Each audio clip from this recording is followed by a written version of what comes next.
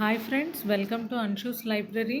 Today I am going to discuss about one of the global environmental problem, that is acid rain. First of all, what is meant by acid rain? Before going to the acid rain, first of all, the natural rainwater pH is 5.6. The natural rainwater pH is 5.6 at 20 degrees centigrade temperature. It means slightly acidic. So normal rainwater pH అనేది slightly acidic గా ఉండటానికి main reason because the formation of carbonic acid. Due to the presence of carbon dioxide in the atmosphere, whenever the rainwater reacting with that carbon dioxide forms carbonic acid, so it causes slightly acidity to the natural water. So 5.6 acidity ఉండాడానికి main reason carbonic acid. And coming to the acid rains, whenever the pH falls below 5.6, whenever the pH falls below 5.6, the rainwater is turned acidic. So ఎప్పుడైతే pH అనేది 5.6 కంటే తగ్గుతో ఆ rain వాటర్ని మనం acidic rain వాటర్గా మనం చెప్పుకోవచ్చు. So what are the main sources of acid rains? We know that అండి, oxides of sulphur and oxides of nitrogen. These two are main sources for acid rain formation. So these two oxides of sulfur and nitrogen sources mainly originating from industrial operations. Different type of industries అంటే అవి fertiliser industries కావచ్చు, thermal power plants కావచ్చు. Industrial operations నుంచి మనకి release అవుతాయి oxides of sulphur and nitrogen. And అలాగే automobiles, fossil fuel burning వల్ల కూడా మనకి యాసిడ్స్ అనేవి, యాసిడ్ ఫార్మింగ్ గ్యాసెస్ అనేవి రిలీజ్ అవుతాయి. సో ఏమవుతుందంటే ఇక్కడ జరిగే ప్రాసెస్ ఏంటి? Acid forming gases are oxidised over several days, oxidised over several days, by which time they travel several 1000 kilometres. It means ఎప్పుడైతే ఈ గ్యాసెస్ అనేవి మనకి అట్మాస్ఫియర్లోకి రిలీజ్ అవుతాయో, these gases are travelling thousands of kilometres and deposited in the atmosphere. So అట్మాస్ఫియర్లో deposition జరిగి ఎప్పుడైతే మనకి రెయిన్ అనేది పడుతుందో, they ultimately converted into sulphuric acid and nitric acids. So these acids causes acidic rains అనేవి cause చేస్తాయి. అలాగే hydrogen chloride emissions forms hydrochloric acids. So whatever it is, ప్రైమరీగా మనకి యాసిడ్ రెయిన్ని కాజ్ చేసేది sulphuric acid and followed by nitric acid. And చాలా తక్కువ ప్రపోర్షన్స్లో రిమైనింగ్ యాసిడ్స్ అనేవి యాసిడ్ రెయిన్ని కలగజేస్తూ ఉంటాయి. The strong acid like sulphuric acid H2SO4 and nitric acid HNO3 dissolved in rain water are dissociate and release hydrogen ions, thereby increasing the acidity rain water యొక్క acidity అనేది increase అవుతుంది. ఇక్కడ ఏం చెప్తున్నారండి, ఏవైతే ఈ యాసిడ్స్ అనేవి ఫార్మేషన్ జరిగేటప్పుడు కావచ్చు, లేదా రెయిన్ వాటర్లో డిజాల్వ్ అయినప్పుడు ఏమవుతుంది, డిసోసియేషన్ జరుగుతుంది, ఆర్ హైడ్రోజన్ అయాన్స్ అనేవి రిలీజ్ అవుతాయి. రిలీజ్ అయినప్పుడు ఏమవుతుంది, రెయిన్ వాటర్ యొక్క pH అనేది, అంటే ఎసిడిటీ అనేది ఇంక్రీజ్ అవుతుంది.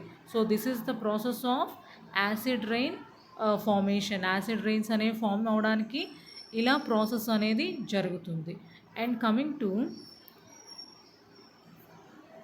Just look at this reactions అండి. ఫస్ట్ ఆఫ్ ఆల్, గ్యాస్ ఫేజ్లో మనకి ఏం జరుగుతుందండి, సల్ఫర్ డయాక్సైడ్ అనేది is oxidised by reaction with the hydroxy radical via and intermolecular reaction. ఇక్కడ ఏమవుతుందండి, సల్ఫర్ డయాక్సైడ్ అనేది మనకి ఏదైతే ఫాజిల్ ఫ్యూయల్ కంబషన్ వల్ల కావచ్చు, ఇండస్ట్రియల్ ఆపరేషన్ నుంచి రిలీజ్ అయిన సల్ఫర్ డయాక్సైడ్ అనేది ఒక హైడ్రాక్సీ రాడికల్తో రియాక్ట్ అయినప్పుడు ఇట్ ఫార్మ్స్ HOSO2 అనేది ఆక్సిడైజ్డ్, ఎప్పుడైతే ఆక్సిజన్తో రియాక్ట్ అవుతుందో, మాలిక్యులర్ ఆక్సిజన్తో, it forms sulphur trioxide.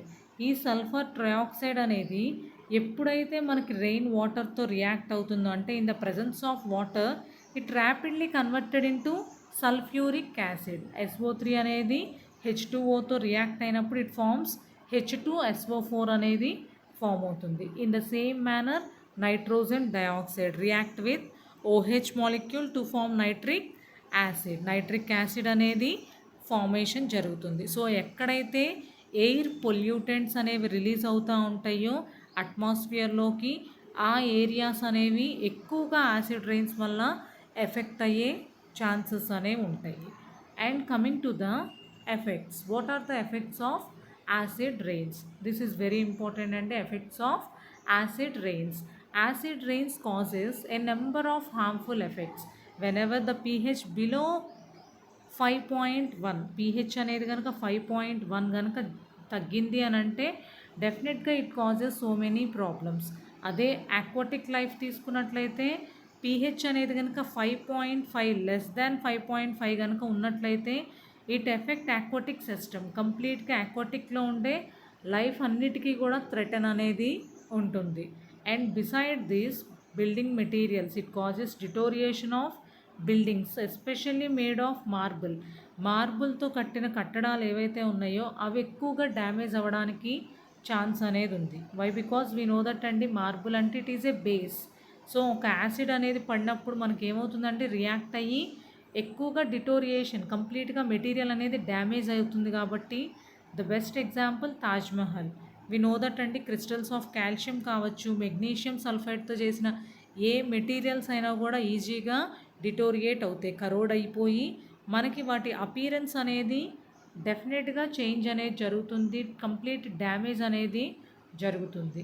And అలాగే డ్యామేజెస్ స్టోన్ స్టాచ్యూస్ అనేవి కూడా డ్యామేజ్ అవ్వడం జరుగుతుంది యాసిడ్ రెయిన్స్ వల్ల. మనకి గ్రీస్ కావచ్చు, ఇటలీ కావచ్చు, ఇలాంటి కొన్ని కంట్రీస్లో సమ్ స్టోన్ స్టాచ్యూస్ అనేవి they are partially dissolved by acid rains పడటం వల్ల they are partially dissolved due to the acid rains. It damages metal. We know that metals మీద అయితే కనుక ఎక్కువగా కరోడ్ అయ్యే ఛాన్సెస్ ఉంటాయి. And car finishes, these are all affected due to acid rains. And అలాగే aquatic లైఫ్లో కూడా especially fish population అనేది బ్యాడ్గా ఎఫెక్ట్ అవుతుందండి. ఎక్కువగా ఈ లేక్స్లో, వాటర్ బాడీస్లో యాసిడ్ రెయిన్స్ అనేవి పడటం వల్ల it especially effect fish population. And ఇంకొకటి ఏంటంటే aquatic animals suffer from toxicity of metals such as aluminium, mercury, manganese, zinc, lead. So అసలు ఈ మెటల్స్ అనేవి వాటర్లోకి ఎలా ఎంటర్ అవుతాయి? సో ఇవి ఎలా ఎంటర్ అవుతాయి అంటే మనకి ఏవైతే ఆ వాటర్ బాడీస్ చుట్టూ ఉండే సరౌండింగ్ రాక్స్ అనేవి యాసిడ్ రెయిన్స్ పడటం వల్ల డిటోరియేషన్ అనేది జరిగి which leaks in to the water bodies. ఆ మెటల్స్ అనేవి వాటర్ బాడీస్లో కలిసి సో ఏమవుతుంది, టాక్సిసిటీ అనేది వాటర్లో ఇంక్రీజ్ అవుతుంది. సో ఇలా టాక్సిసిటీ అనేది ఇంక్రీజ్ అవ్వడం వల్ల it results in reproductive failure of fish population effect అవుతుంది సివియర్గా. అండ్ సమ్టైమ్స్ ఆ ఫిష్ పాపులేషన్ అనేది డెత్ అనేది కూడా రిజల్ట్ అవుతుంది. సో దానికి బెస్ట్ ఎగ్జాంపుల్ అండి, many lakes of Sweden, Norway, Canada have become fishless due to acid rains పడటం వల్ల ఆ సరౌండింగ్ రాక్స్ అనేవి డిటోరియేట్ అయ్యి డిఫరెంట్ టైప్ ఆఫ్ మెటల్స్ అనేవి వాటర్లో కలవడం వల్ల రీప్రొడక్టివ్ ఫెయిల్యూర్ అనేది జరిగి చాలా ఫిషెస్ అనేవి చనిపోవడం జరిగి ఫిష్ పాపులేషన్ అనేది ఎఫెక్ట్ అవ్వడం అనేది జరిగింది. So and not only aquatic life అండి, టెరెస్ట్రియల్ లైఫ్ మీద కూడా ఎఫెక్ట్ అనేది ఉంది. Damages foliage and weakness trees. ఎక్కువగా ఏవైతే వీక్ ట్రీస్ అనేవి ఉన్నాయో వాటిని ఎక్కువగా యాసిడ్ రెయిన్స్ అనేవి డ్యామేజ్ చేస్తాయి. అండ్ నాట్ ఓన్లీ ట్రీస్ అండి, మనకి ఇక్కడ ఏమవుతుందంటే ట్రీస్ అనేవి ఎఫెక్ట్ అవ్వడానికి so many insects, fungi. So అంటే మైక్రో ఆర్గానిజమ్స్ అనేవి, these micro organisms are more tolerant to acidic conditions. So what would be happen? They can attack the susceptible trees and causes diseases. So ఇక్కడ ఏమవుతాయండి, ఈ micro organisms ఏవైతే ఉన్నాయో fungi కావచ్చు, bacteria కావచ్చు, and some type of insects కావచ్చు, they are tolerant to acidic conditions. So acidic కండిషన్స్కి టాలరెంట్గా ఉండడం వల్ల they can attack the susceptible trees, ఏవైతే వీకర్ ట్రీస్ ఉంటాయో అండ్ వాటిని ఎఫెక్ట్ చేయడం జరుగుతుంది. అండ్ ఆల్సో స్ప్రెడ్ డిసీజెస్ అనేవి కూడా కలగజేయడం జరుగుతుంది. So these are all possible effects due to acid rains. So how can we control these acid rains? మనం యాసిడ్ రెయిన్స్ని ఎలా కంట్రోల్ చేయొచ్చు? First of all, emissions of SO2 and NO2 from industries and power plants should be reduced by using pollution control equipments. అంటే ఎక్కడి నుంచి అయితే emissions అనేవి వస్తున్నాయో ఆ ఎమిషన్స్ దగ్గరే మనం రెడ్యూస్ చేసినట్లయితే, అంటే సోర్సెస్ కనుక రెడ్యూస్ చేసినట్లయితే definitely we can control acid rains. Acid rains అనేవి పడకుండా మనం కంట్రోల్ చేయొచ్చు. అలాగే liming of lakes and soils should be done to correct the adverse effects of acid rains. ఇంకా ఎలా కంట్రోల్ చేయొచ్చు అండి? లేక్స్ కావచ్చు, సాయిల్స్లో కనుక లైమింగ్ అనేది కనుక చేసినట్లయితే, why because we know that lime అంటే it is a base. So acid అనేది పడినప్పుడు అక్కడ న్యూట్రలైజేషన్ జరుగుతుంది. So somewhat aquatic life అనేది ఎఫెక్ట్ అవ్వకుండా ఉంటుంది. న్యూట్రలైజేషన్ ఎప్పుడైతే జరిగిందో ఎసిడిఫికేషన్, వాటర్ బాడీస్ అనేవి ఎసిడిఫికేషన్ జరగకుండా ఉంటాయి. So it control the adverse effects of aquatic life. And finally, a coating of protective layer of inert polymer should be given in the interior of water pipes for drinking water. ఏవైతే drinking water supply ఉండే pipe lines ఉంటాయో అవి ఈజీగా acid rains పడటం వల్ల కరోడ్ అయ్యి damage అయ్యే chances అనేవి ఉన్నాయి. సో వాటర్ కూడా కంటామినేట్ అయ్యే ఛాన్సెస్ ఉన్నాయి. సో అలా కంటామినేట్ అవ్వకుండా ఉండడానికి ఆ వాటర్ పైప్ లైన్స్ని కనుక ఒక ఇనర్ట్ పాలిమర్ మెటీరియల్స్తో కనుక మనం కోట్ చేసినట్లయితే it should act as a protective layer from these acid rains. So these are some of the controlling measures of acid rains. Okay అండి, this is about acid rains. I hope you understand this video. Thank you.